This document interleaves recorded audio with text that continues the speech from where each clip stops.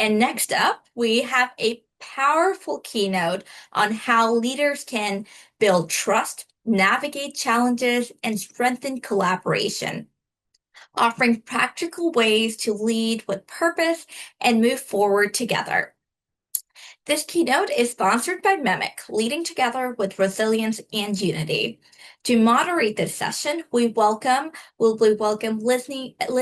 Lindsay Archila, Director of Premium Audit at MEMIC, as the moderator for this session. With over 20 years of experience, Lindsay has grown from field auditor to a respected leader known for her people-first approach and strategic mindset. Lindsay brings deep expertise across premium audit, insurance operation, talent, diversity, inclusion, and equity, as well as is recognized for building trust, empowering teams, and connecting the work we do to real-world impact. Please join me in welcoming Lindsay as she introduces our keynote speaker. Thank you, Isha. Good morning, everybody. I'm very excited to be here with all of you today at the Inclusion Maine Conference, and I'm very proud to be here representing MEMIC. As a mutual workers' comp carrier, MEMIC exists to serve Maine's employees and workers, and at the heart of that is a deep belief in people, community, and shared responsibility. At MEMIC, we believe that strong outcomes are built through strong, inclusive networks. We know that diversity of experience, perspective, and voice makes our organizations more resilient and our communities stronger. Inclusion is something we strive to live every day, recognizing that every interaction is an opportunity to listen, learn, and grow together. I'm grateful to be part of this important conversation today and to help set the stage for a discussion about leadership, trust, and unity, especially in times of challenge and change.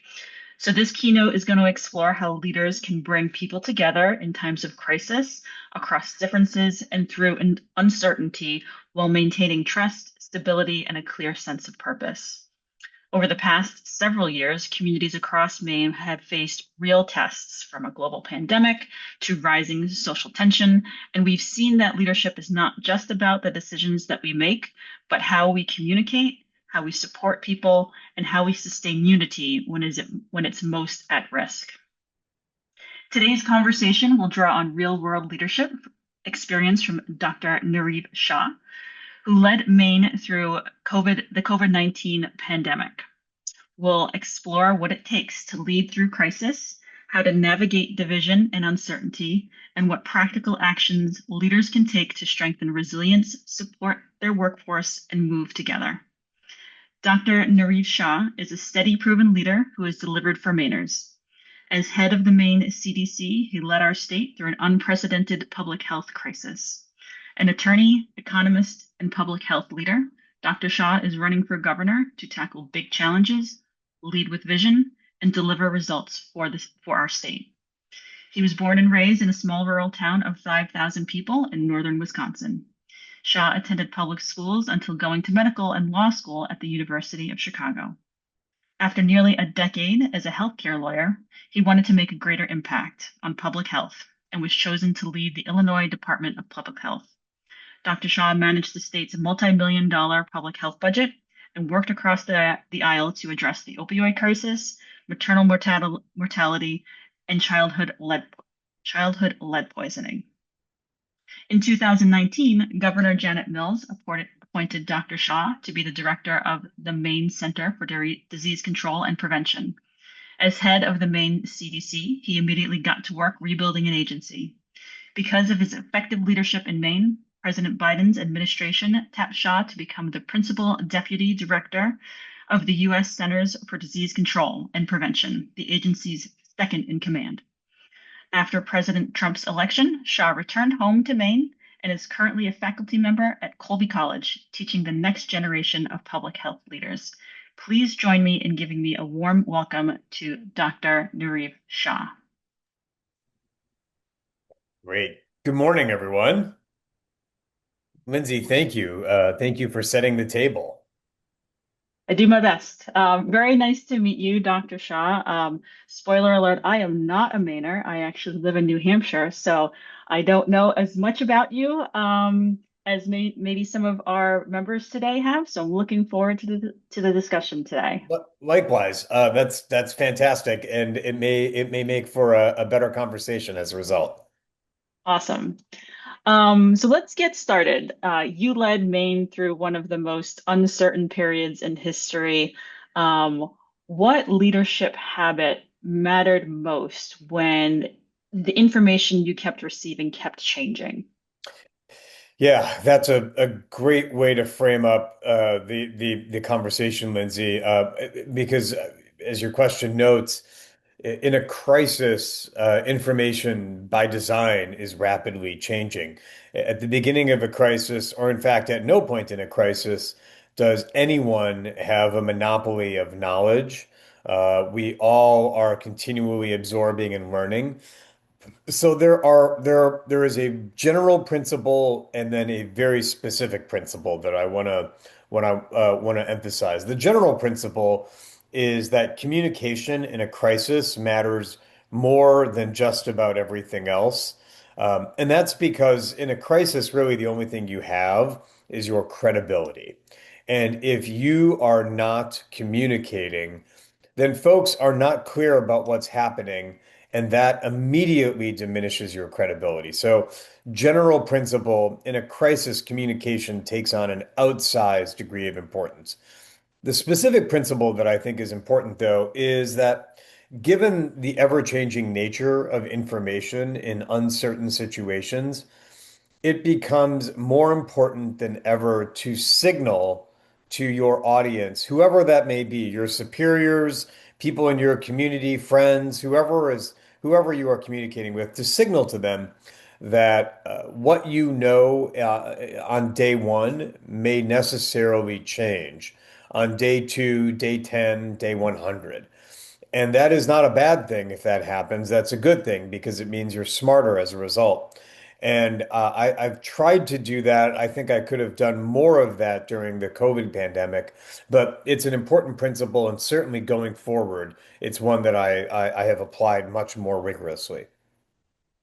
It all comes back to kind of setting expectations and keeping everybody's expectations updated whenever new information comes forth, right? That's exactly it. That's exactly it. And I mean, so crises, we're going to talk broadly, but just to drill into crises. Crises are by definition situations when there is high anxiety and low trust. And so in high anxiety, low trust situations, the demand for information, the hunger to know what's going on goes up tenfold, a thousandfold. And sometimes I think leaders um, who are facing a crisis, again, in your family, in your workplace, wherever it may be, they think the old rules of communication apply. And that's not the case. In a crisis, again, it's high anxiety, high fear, low trust. And so the entire approach to thinking about communication has to be completely different. And we can dig into that more. But recognizing that crisis situations are much different is really important psychologically. Hmm. Yep.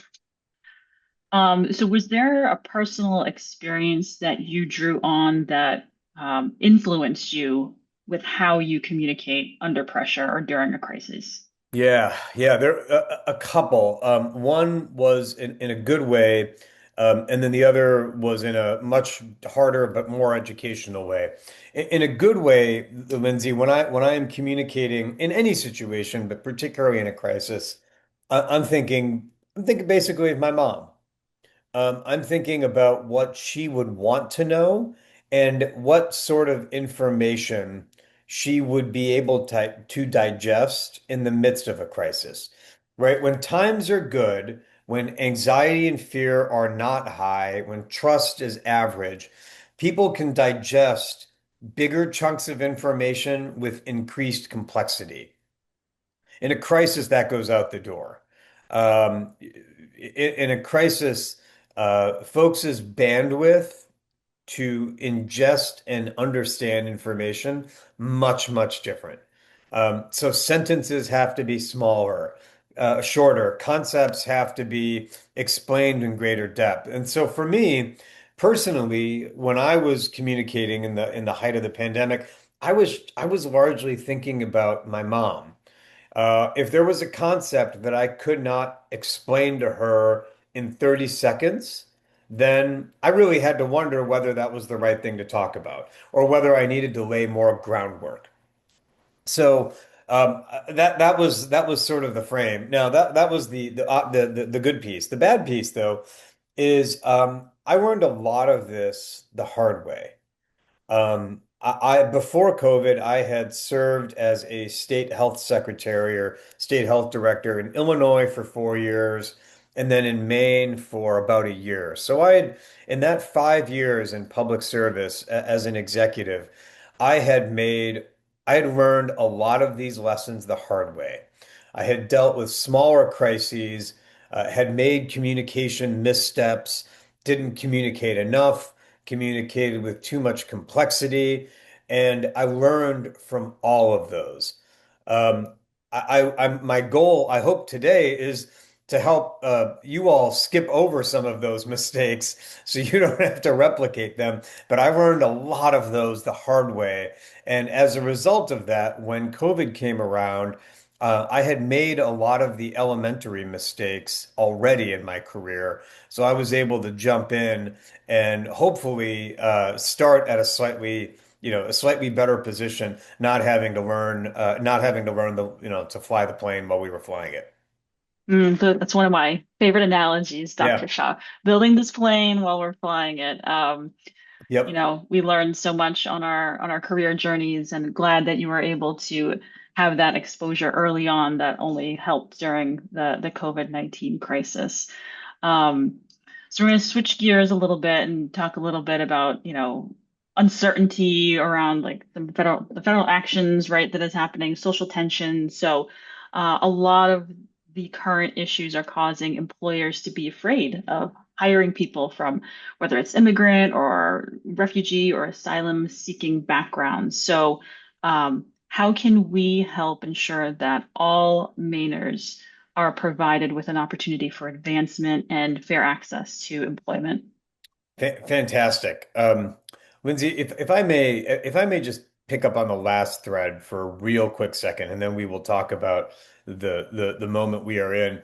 Just on this point that you made about leadership right now and everything going on. Just for everyone's awareness, and this is how I think about this. Good leaders are ones who have been put through the ringer and often have made mistakes.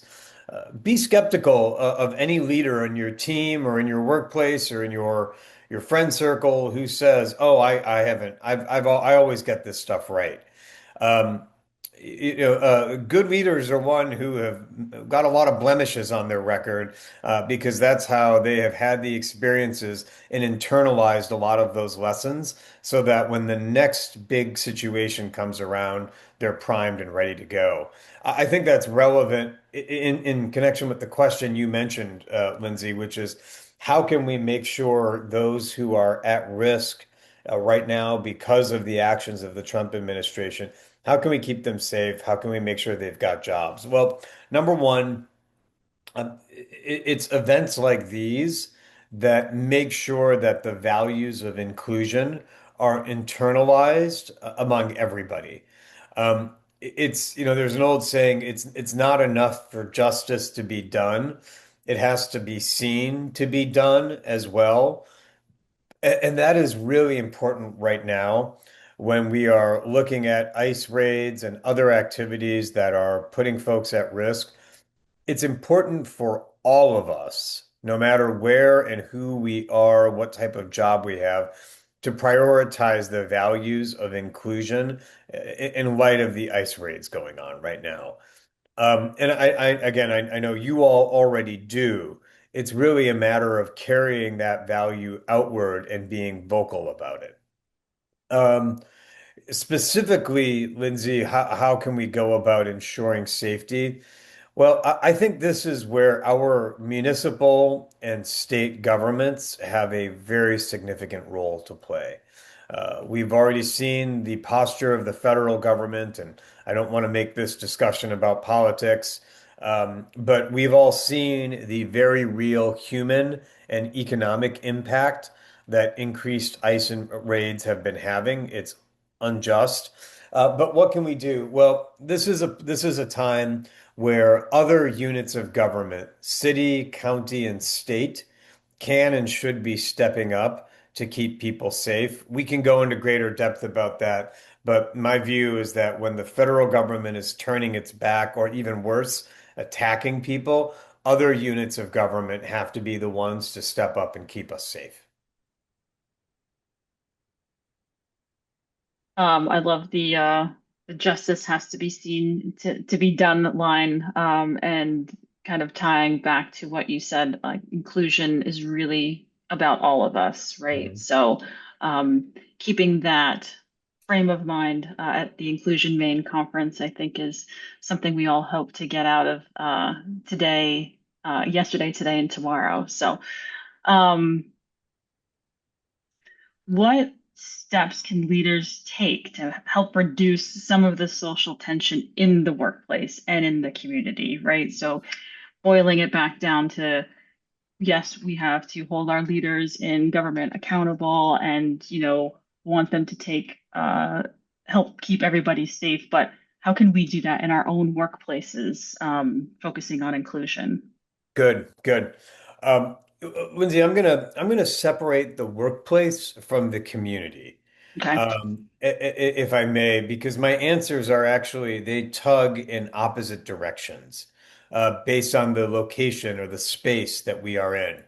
In the workplace, my sense, even in the workplaces that I have been a part of, is my sense that that politics, community strife, th those are best kept out of the workplace. Or rather, maybe I'll say it this way.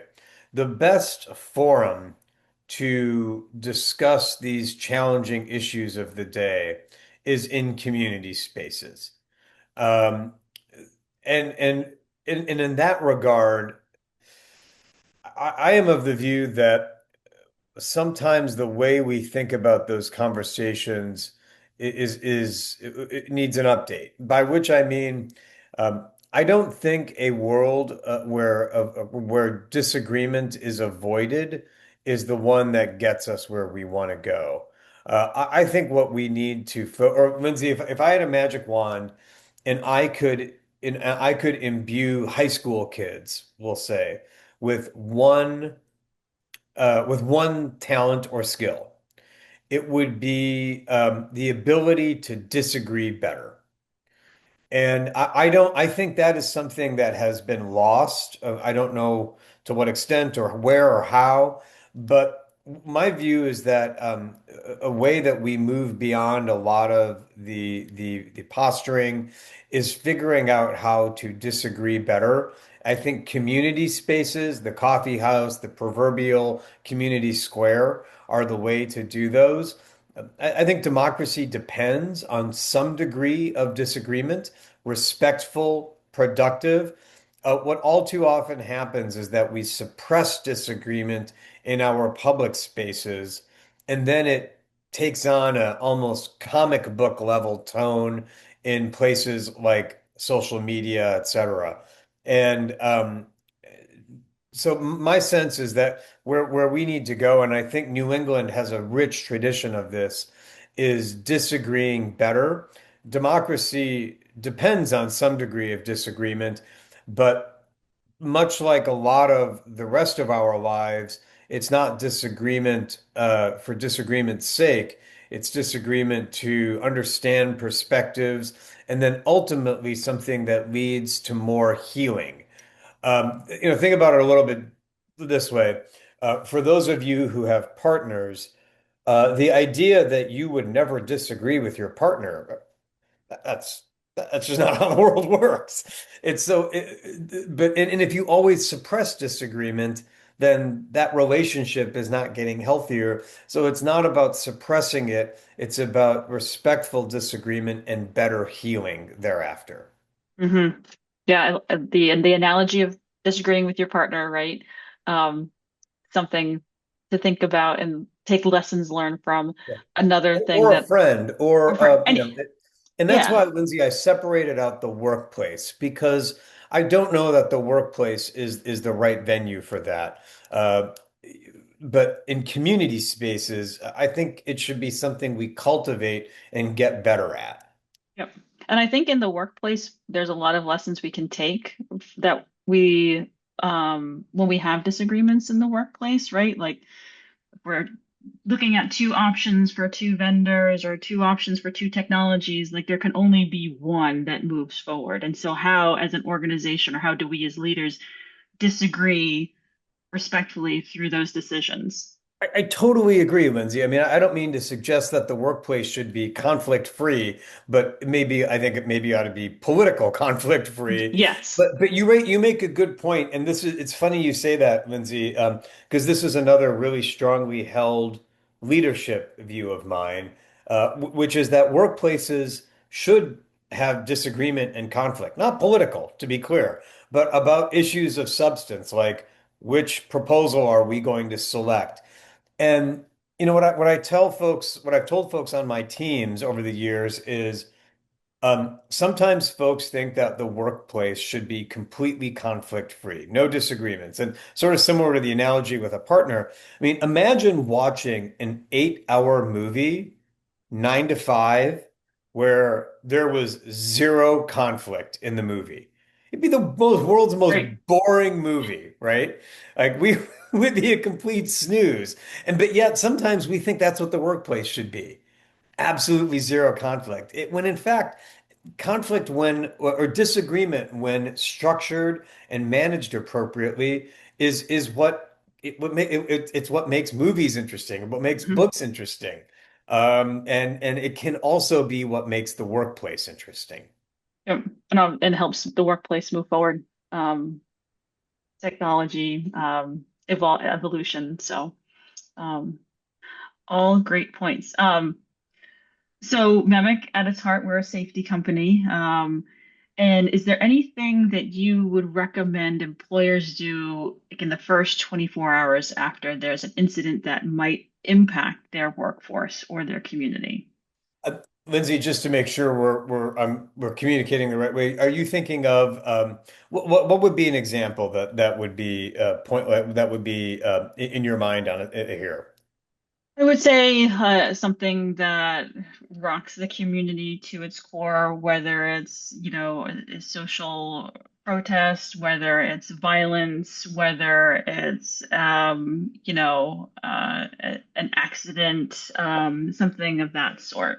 How can Yeah. employers step up? Yep, agreed. That's what I thought, but I wanted to make sure I clarified Hmm. because it's interesting, Lindsay. I've seen examples, we've all seen examples of employers who do this the right way and others who I think don't. And what strikes me among the employers who I think are far more progressive and responsive in these moments. Um, the commonalities I've seen are number one, acknowledgement.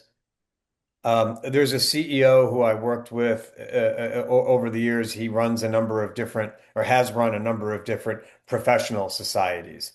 And I've always been struck as a leader about his leadership anytime there was something that occurred in the community or even national, a mass violence event or something that night or first thing in the morning, he sent out an email to his all staff, acknowledging it, recognizing the stress and the mental anguish it may bring to folks, providing opportunities for discussion, including with himself, so on and so forth. So I think step number one is acknowledgement. Number two, acknowledgement without options is just empty. So one of the things that this gentleman I always appreciated that he would do is his door was always open. If it was sufficiently momentous, he would call an all hands meeting just to give folks space to reflect and share their fears and anxieties. and then making others available who were sounding boards for those who needed an extra time or extra opportunity. So I think acknowledgement plus a plan is the first step. The next thing that I think good or the other thing that I think good organizations do is not react in the moment. There's an old saying in public health, what's everywhere, not just public health, but what's predictable is preventable. By which, in this instance, I mean events like these, especially given the times we are in, are entirely predictable. You may not know what that next event is going to be. Perhaps one of your staff or team members is ensnared in an ice raid. Perhaps it's a mass violence event. Perhaps a storm that claims the lives of people. You may not know what it is, but we can all predict that something of this nature is possible or probable. So having a plan in advance is really, really critical. Knowing who you're going to call, who's drafting the email, mapping all of this out is really key. So that way you are not trying to figure it out on the fly. Um, again, I've seen organizations that have a plan and those who don't, and no surprise, those who have already mapped it out perform far better in those situations. It sounds very much to like a business continuity plan, right? Like business continuity plans usually are discussed for natural disasters or when the internet goes out, like what is the plan for the organization to keep operations moving? So sounds very similar to that during a crisis, an incident, an accident, a racist incident in the workplace where there has to be a plan in place before something like this happens. So everybody knows what's going on, who's doing what, and expectations are clear. For sure. Without a doubt, and I think that's exactly the right analogy. It is really part of continuity of operations. And I mean, right in these days, we are all so dedicated and focused to our work and our jobs. Most folks, I mean, it's commonplace. Like work is the second space. Hmm. And for many people, work is the first space. They spend more time at work than perhaps they do at home, and thus the need to be responsive when these situations come up. When I was at the state, I always tried to have a plan, but I also tried to, going back to the earlier point, Lindsay, I also tried, I don't think I was as successful in this, to be clear, but I tried to make sure that folks also knew that there was a plan. So that when there was a flood in downtown, whatever it may be, that folks knew that I was not operating by the seat of my pants. I Hmm. too was following a plan. Yep, absolutely. Um, so let's talk a little bit about some challenges that Maine is facing and, the vision forward, right? So we're expected to see a significant number of people retire, right? And a lot of what we do at Inclusion Maine every year is trying to focus on workforce planning. How do we attract talent to meet the needs of all the businesses in Maine? So, um, how do you think we better tap into some of the underutilized talent that we have, whether it's, older workers or our diverse communities or people with disabilities? Like, how do we better tap into that amazing talent? Wow. Well, Lindsay, you sort of already you brought the ball pretty far down the field there because those were the three groups I was going to zero in on. But great. So let's figure out how to activate those groups. And I like your listing of them. Let's start with older Mainers. This has been very much on my mind over the past several months. Last week, I released a plan thinking about the future of older Mainers, and a big component of that plan was thinking about older Mainers as an asset, as a resource for the state. Let me provide two examples of how we potentially should think about this. Number one is this is actually, I think it's relevant for everybody, the state as well as the private sector and nonprofits. Many, many moons ago, I was at a dinner and I happened to be seated next to an individual who had spent their entire career in logistics in the U.S. military, getting stuff from A to B to C. And I thought, gosh, the next big crisis, the next big storm or something, it'd be really valuable to have that person who had had a 40-year career moving stuff from A to B to C by whoever's side to provide advice, counsel. And you realize there are tens, hundreds of thousands of similarly situated Mainers with deep experience after decades of time in respective sectors. So one of the things that's on my mind is how we tap into that cadre of older Mainers and gain from their experience. Separate but related, Maine has a significant number of older Mainers who are ready, willing, and able to go back into the workforce. But many employers, they have not figured out how to tap into that. They cite things like, well, it's very difficult from a training perspective, so on and so forth. Look, here's the thing. If every younger person in Maine started having more kids today, still wouldn't solve our issue for 18 years.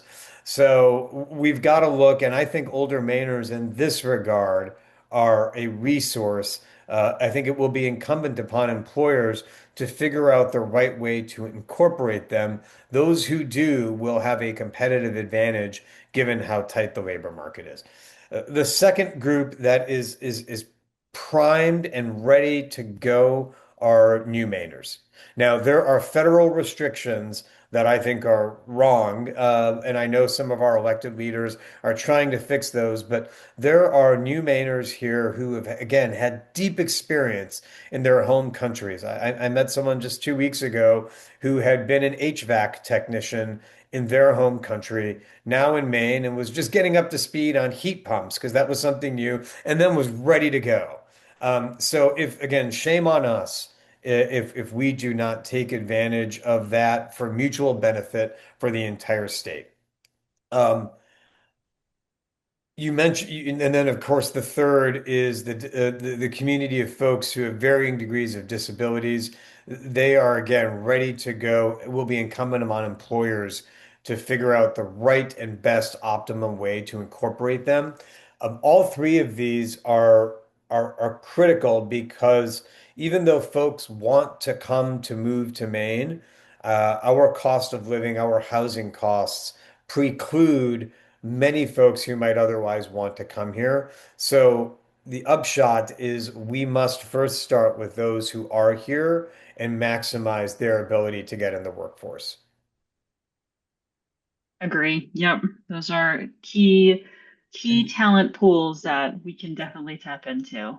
and if I may, Lindsay, the other piece, and I suspect you all are light years ahead of me on this, but there are a number of different groups thinking specifically for new Mainers, but perhaps older Mainers and disabled. There are a number of groups that are deeply engaged in job training, whether it's labor unions, community colleges.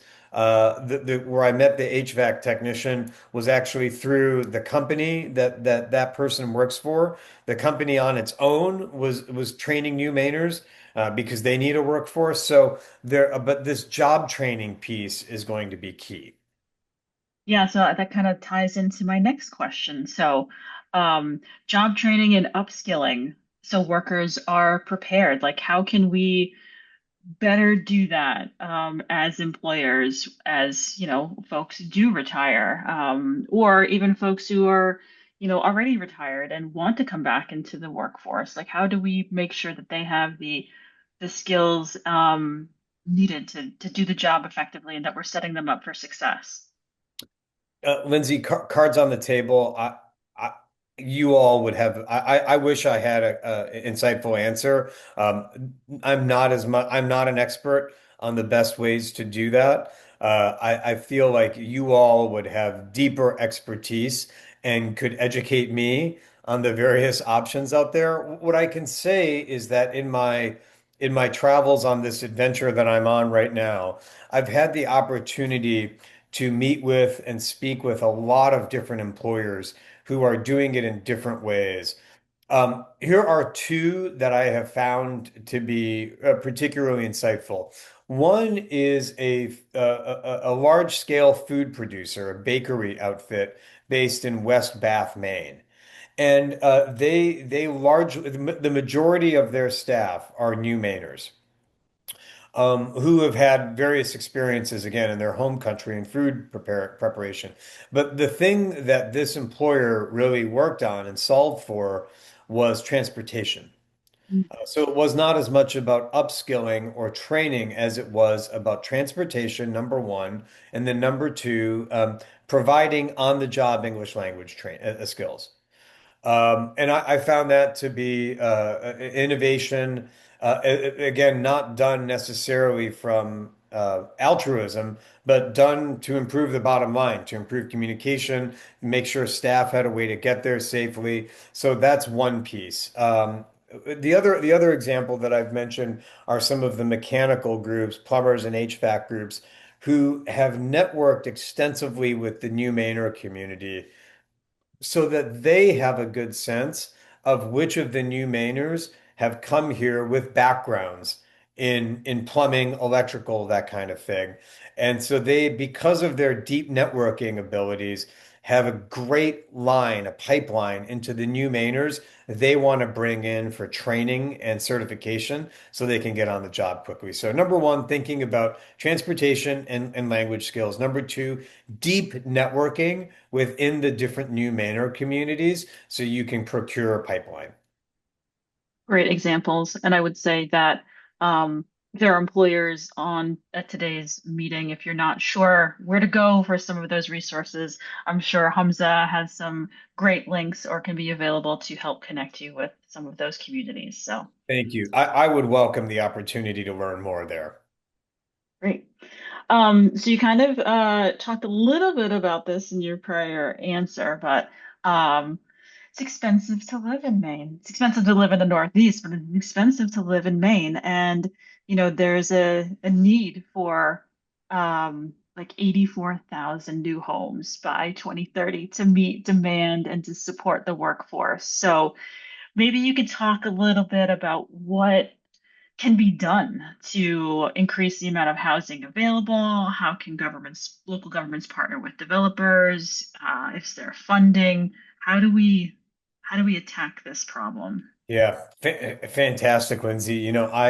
I imagine all of us in our professional and perhaps even in our personal careers, I have a feeling that every single one of us, all 72 of us today, spend not a day goes by when we're not in at least one meeting where housing does not intersect with the topic that's being discussed. I certainly know that's the case for me, and I suspect for many of you.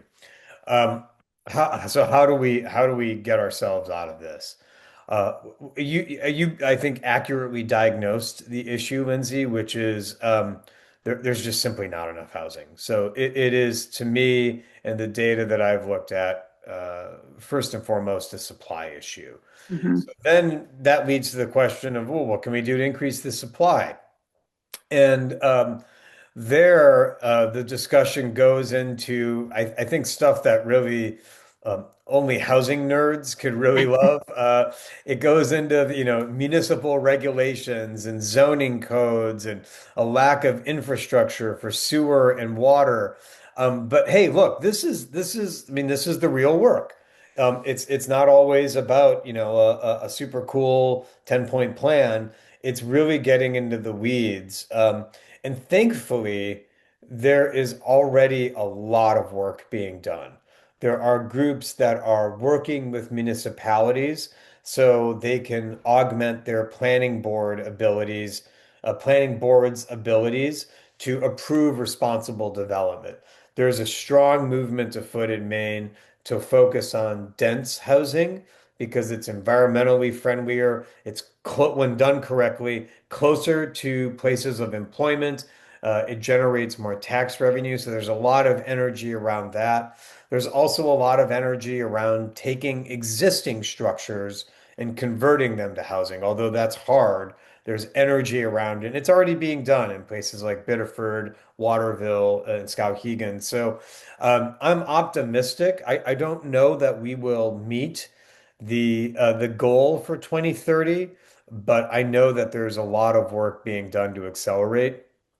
The good news there is that this, I think, is a unique, well, maybe not unique, but this is definitely a bipartisan issue. There's not Hmm. a place in Maine where folks are not talking about this. The other thing I don't want us to lose sight of, Lindsay, is although we all agree that we need to build more, we also need to make sure that programs that help first-time home buyers, renters, strong protections against unjust eviction. We need to make sure those are funded and shored up as well. So I don't want to lose sight of those, but really the action needs to be on the more housing front. Hmm. Yep. It's amazing how when you talk about housing, you mentioned housing nerds, obviously said with love for our housing nerds out there. Um, Yeah, but it I say that is above. with love.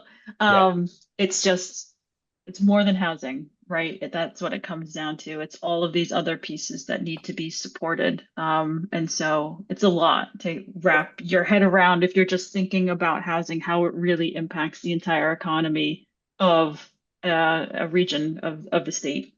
totally. I mean, we zeroed in on housing here, but we haven't touched on childcare, which Hmm. has so many inclusion angles to it. If childcare is not affordable, generally speaking, in Maine, it's one gender, not the other, that gets excluded from the workforce, so on and so forth. So we haven't even touched on that. Healthcare, I mean, we could do a whole day on health, so all of these challenges mean that folks are getting it coming and going. Um, and I've heard from so many different groups, rural, urban, you name it. It is, yeah, everyone's struggling. Yeah. So maybe we can touch on one of those ancillary pieces that hit housing, but the cost of transportation, right? Like it's just one expensive to keep people in Maine because there's I would say, minimal public transportation, especially outside of, larger urban areas like Portland. But also like having folks who, um, you know, why would folks come back to Maine or to Maine when there is a lack of public transportation? So maybe you can talk a little bit about the cost and obviously we talked a little bit about living expenses, but maybe a little bit more on that. Great. Oh boy, this one's the reason I exclaim is that transportation was already a challenge before we got hit with $4 gas Yeah. Yeah. to as a result of misadventures in the Middle East, as a result of the smash and grab operation that's going on over there. So it was already a challenge, and now it's even more acute. Um, so what can we do as leaders within our respective communities? You noted, Lindsay, efforts underway to try to sustain, if not build out, greater public transportation. Critical, without a doubt. Um, I think if we couple public transportation with higher density, then more people can benefit. They can live closer to where they work or maybe a short bus ride away. So I think there's a tie-in between density and public transportation. When done correctly, everyone benefits. The other piece, though, is that public transportation right now in Maine is highly fragmented. And so there are efforts underway to try to create something of a larger system-wide map. But given our size and our extremely rural or low population density, very difficult, which means we over rely on personal vehicles, again, in a time of high prices, suboptimal. So I think the next leaders of our state will have to prioritize additional funding for public transportation. That is a major source of return on investment. I recently had an opportunity to meet with leaders in the Portland area at the Portland Metro and hear firsthand the ways that they are thinking about the future, and the tactics that they want to use, but more importantly, the significant return on investment we all get as a result of investments in transportation. Um, Lindsay, not directly related to what you asked, but it ties in with our older workforce. The other piece that really keeps me up with respect to transportation is not so much workforce, but it's social isolation. Hmm. When transportation is unavailable, older Mainers in particular, who are already facing loneliness, uh, goes up. Maine is already experimenting with things like micro transportation, and I want to make sure we are doubling and tripling down on that. Absolutely. Um, So I have one last question for you, and then I think maybe we'll be able to open it up to a little Q&A. Um, so we talked about our, older Mainers, our current Mainers. We talked about our new Mainers. Let's talk about the Mainers who've left Maine and how do we get them to come back? So, what maybe you could talk about your experience a little bit, like what brought you back to Maine after spending time at the CDC, and like what do you see is our biggest opportunity to have Mainers who left come back? I don't even know what we would call them, like former Mainers, and we want to coming back Mainers, bring it back Um, Mainers. the term that I've heard that I like is boomerangs. Oh, boomerangs. Okay. Yeah, and so in my case, I never wanted to leave Maine, but when I got asked by the Biden administration, sometimes you know when you get asked, you go. But it was always our plan to come back. Hmm. I'm perhaps not the best case study because we always knew that our clock was ticking and that we were coming back. But I've had the opportunity, Lindsay, to speak with a lot of my students at Colby or recent graduates, and I asked them, are you going to stay after you graduate? Or for those who have gone away, who are from Maine, what would it take to get you to come back? And Lindsay, we've already touched on three of the reasons why younger folks do not come to or come back to Maine. So what I hear over and over and over again is housing, childcare, healthcare, education. Over and over again. Housing at the top, and then the other three closely clustered behind it. I say that because when I first started asking that question, Lindsay, I thought that what I would get back is, oh, well, I would love to move back to Maine, but the caliber of the jobs in Boston or DC or Brooklyn is just so much higher. No, I didn't hear that at all, right? The caliber of the jobs here is comparable, if not better than what it's those four things: housing, healthcare, childcare, education. Hmm. In a sense, there's some optimism there because, as we talked about with respect to housing, there's a lot of work underway. Everyone is rowing in the same direction there. I think writ large, it's probably easier to build housing than it is create a whole new economic model for the state. I'm optimistic that if we can make inroads on some, if not all of those, then the beauty and the wonderful way of life of Maine will override the other considerations. So we don't need to solve every one of those, although it would be great. We need to just make it so that they are not showstoppers for a lot of people. If we can at least make some inroads there, we'll have the opportunity for more folks to come here. I mean, let's face it, Maine is hot, right? Folks want to move here. Hmm. And we've just got to make it just a little bit easier to do so. Yeah. Especially for our, like you said, the boomerangs and, students who we would love to keep them here, right? And it's We have top practically flight unaffordable. colleges and universities that Hmm. are churning out graduates. One of the ones, Lindsay, that really keeps me up at night is we have some first class, world class teacher training that occurs here in Farmington and in Waterville, some of the best places to learn how to be a teacher. But we end up exporting a large fraction of those new graduates. Hmm. Yeah, we want to retain that talent for sure. Well, thank you for those great discussion. I do if we want to open up for a couple minutes of Q&A and then we can wrap. Um, so folks, if you want to throw some questions for Dr. Shaw in the chat, I'm happy to take a look and see what we get and ask him, or he can look at them and ask and answer them Yeah. himself. Um, I do have, I think, one over here in a private message. So, when it feels like we're always in some level of crisis, does the term still mean what it used to? Everything's a crisis now, right? Yeah, yeah.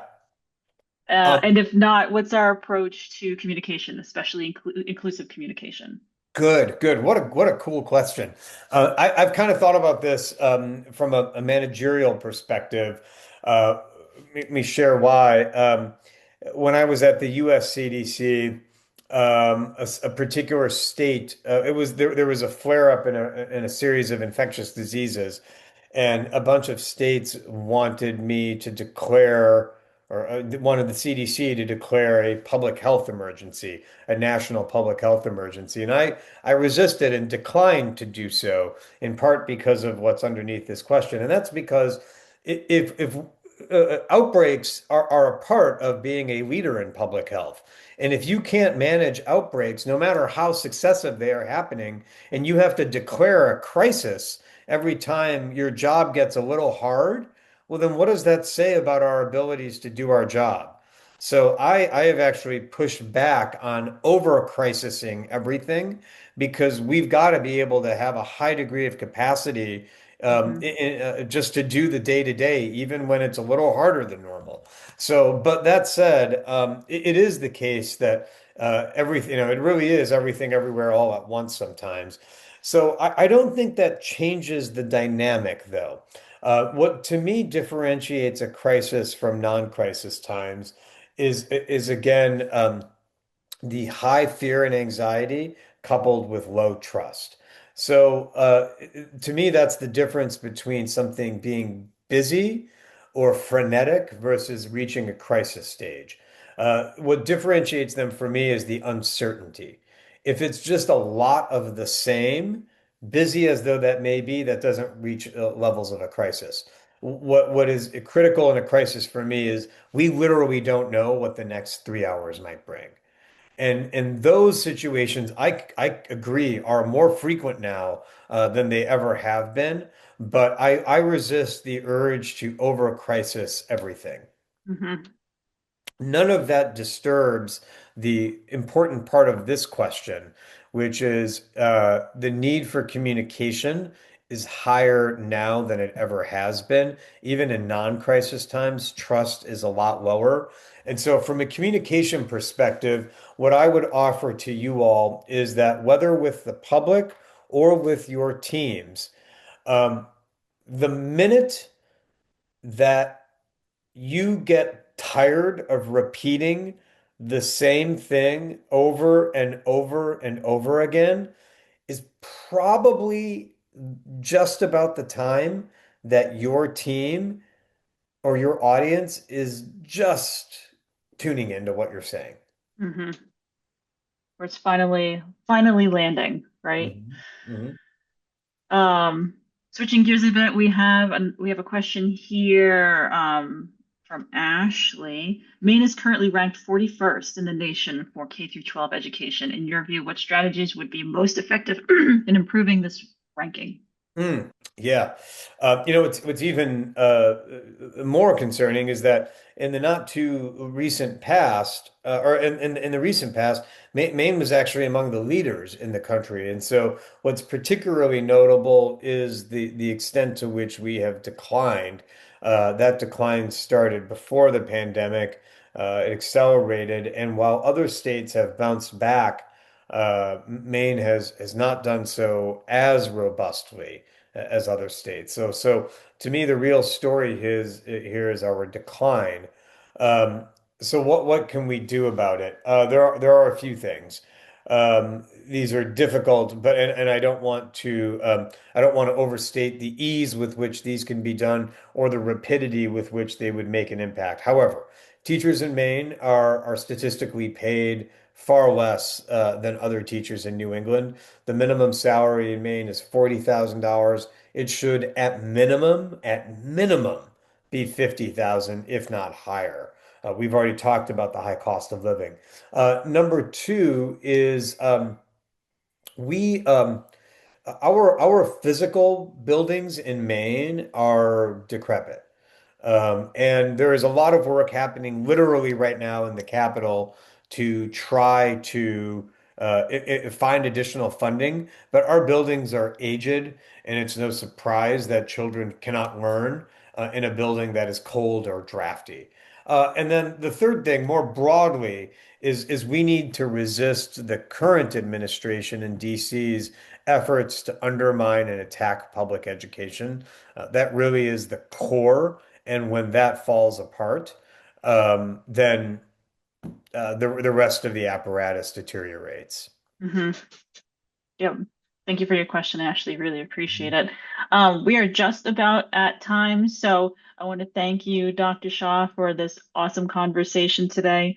Um, some things that just stuck with me. I wrote them down. That's why I'm looking down. Crisis was defined as by an increase in anxiety with low trust. So the more we can communicate expectations, the better throughout that crisis. Justice has to be seen to be done. And we all need to disagree better, whether that's in our communities, in our workplaces, we need to be able to disagree better. So, thank you so much for your time today. Really appreciate it. Um, Thank and you. hopefully everybody enjoyed this. I'll now pass this back to Isha.